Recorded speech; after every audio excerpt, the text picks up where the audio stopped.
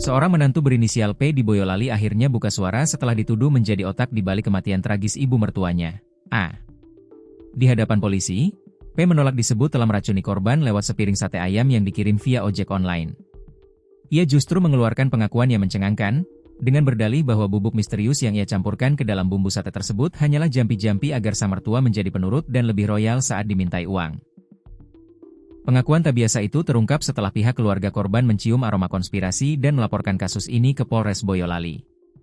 Menurut kakak korban, Widodo, P memang sengaja bersiasat sejak awal agar aksi lancungnya tidak terendus. P yang aslinya tinggal jauh di Kartasura, sengaja memesan sate di area Pandean yang dekat dengan rumah anak korban, Lurianti, seolah-olah sate itu kiriman dari anaknya sendiri. Jarak rumah terduga pelaku di Kartasura relatif jauh, namun ia justru memesan sate di area Pandean yang dekat dengan rumah anak korban, sehingga muncul kecurigaan adanya upaya untuk mengambing hitamkan anak korban sendiri, kata Widodo. Senin, 1 Juni 2026, dilansir tribunjateng.com. Tak sampai di situ, sesaat setelah sate maut itu diantarkan oleh driver ojol, P sempat datang ke rumah korban dengan membawa roti bakar. Kedatangannya malam itu diduga kuat hanya sebagai trik untuk memantau situasi dan melihat langsung reaksi sang mertua setelah memakan sate buatannya.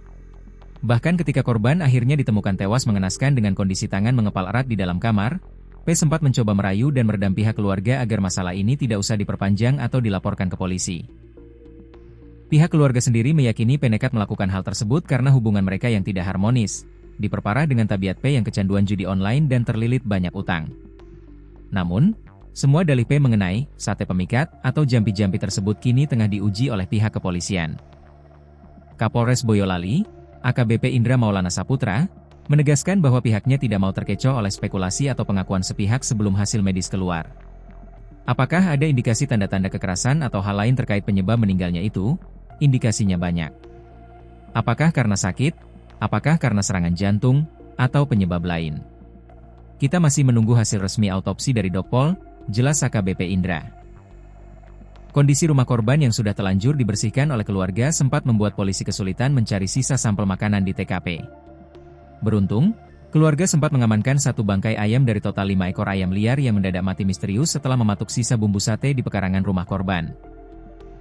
Meskipun sampel bangkai ayam tersebut kini sudah dibawa ke laboratorium forensik, Kapolres mengingatkan bahwa hal itu belum bisa menjadi bukti mutlak karena statusnya yang merupakan ayam liar yang bisa saja memakan racun di tempat lain. Pihak kepolisian menegaskan akan terus mengawal kasus ini berdasarkan prosedur hukum yang berlaku dan menunggu hasil autopsi resmi demi mengungkap apakah pengakuan sang menantu itu jujur atau sekadar kedok untuk menutupi pembunuhan berencana.